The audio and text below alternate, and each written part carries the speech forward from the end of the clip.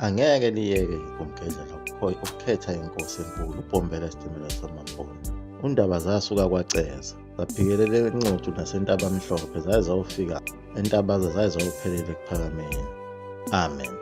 Isigcwagcwa sikaCetshwayo kubelungu sabangwa inhlolovo eyenziwa yizo izinhloli zabo abamhlophe laba. Phela bakhona abamhlophe ababesehlala khona esigodlweni, njengaye umlungu uJohn Dan, uJantoni.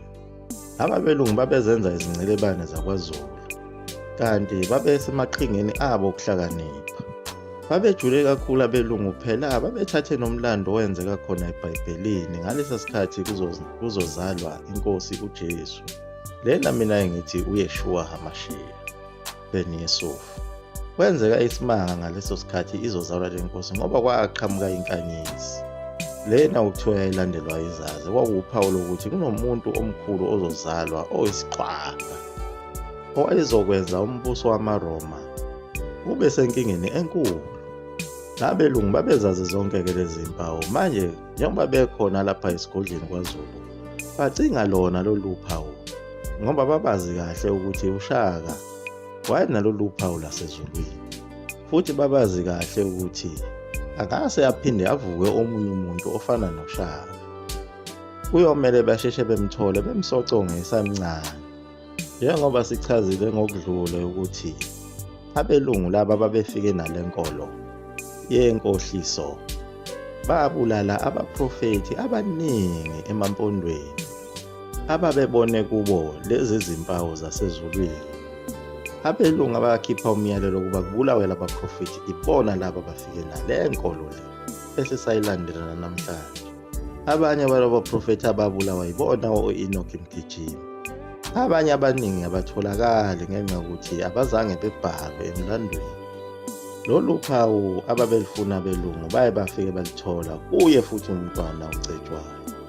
Phela umntwana uCetshwayo ngokuzaleka kwakhe wayezalwa yiwo amantunganguni omabili njengoba wayezalwa esibongweni sakwaZulu kanye nomaZungu. Sizokhumbula phela ekuqaleni ukuthi uQwabe noZulu nabo babezalwa umaZungu unozinja. Ngoba sikuchazile futhi lokho ngokwegaba zabenguni ukuthi abenguni abaxutshwa, amantunganguni anganana odwa uma kufunakala ukuthi kuzalwe umuntu omelele futhi ozoba yinkosi. Awulixubi ilala nentunganguni, nedebenguni, nembonguni, namathonganguni uma uzozala inkosi. Iyona phela lento eyayiliwa u-Abrahama laphaya eBhayibhelini ngesikhathi etshela inceku yakhe ukuthi uma u-Isaka eseganwa funeka ayoganwa ulibo lwakubo, angaganwa amadodakazi aseKhenani. Futhi naye umntwana lona uCetshwayo kuthiwa wayenenswebu enkulu yalo ilele, njengoba sike sasho ukuthi okuningi ababebhala ngayo uShaka kwakungamanga, nesithombe lesiya sendoda yakwacele ukuthi kwakungesona. Awukubheke nje leli bhungu okuthiwa lalifana noShaka lalilihle kanjani.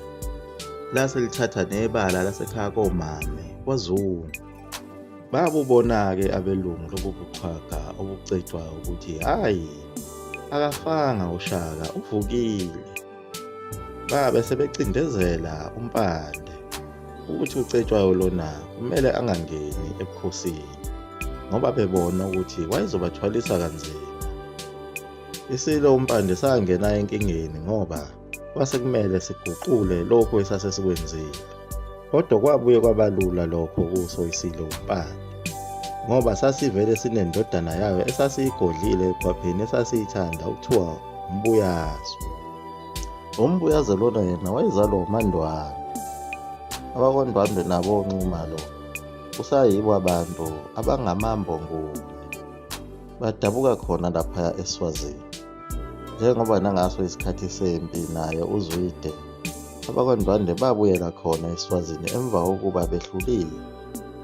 uSoshanganene waqoqa izinkomo wabaleka wakhona naye lapho kwaNdwandwe. Lowo mlando ukhona kwezinye zigaba esesidlule kuzo. Wasithola kanjalo-ke uCetshwayo isigcwagcwa sobuqhawe nobuqhwaga bakhe nokubonakala ukuthi unalolu phawu lukaShaka lobukhosi basezulwini. Siyabonga kuyaya huwe ukuthi usesehlisile isiqhwaga.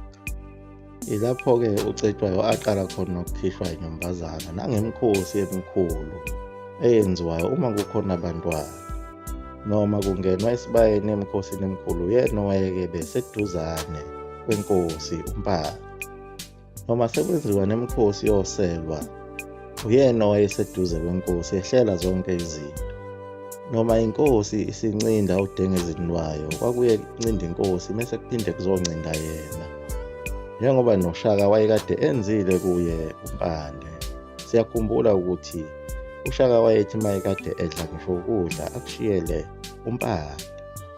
Kodwa emva kokuba umpande esekhulume nabo abelungu laba, zabe sezijika zonke lezi zinto. Isilo uCetshwayo noma sasikubona lokho kodwa sasinganakile kakhulu. Kodwa into yasivula amehlo ukuthi endaweni yaso kube khona umbuyazo, kube uyena owenza lezi zinto ekade zenziwa yisona isilo uCetshwayo. Nabo abanye babeyiqaphele lento beyibona, kodwa ingekho into abazoyenza. Kodwa kwathi ngesikhathi lento isizwela kakhulu kuye uCetshwayo, base beqala besondela kuye. Nazo izinduna zenkosi zazehlukene phakathi nabantwana benkosi behlukene phakathi ngalolu daba. Kodwa induna yenkosi uMasiphula kaMamba yayizwelana kakhulu naso isilo uCetshwayo. Iyona eyaze yakhuluma naso isilo uCetshwayo ukuthi kodwa kulolu daba uzophuma kanjani.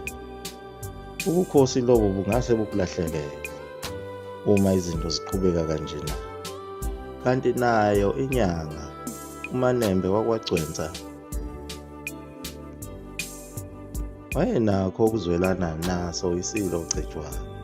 Ilapho uMasiphula kaMamba ashintsha khona umqondo, wayinika isibindi inyanga uManembe Gcwensa ukube eseke umntwana uCetshwayo.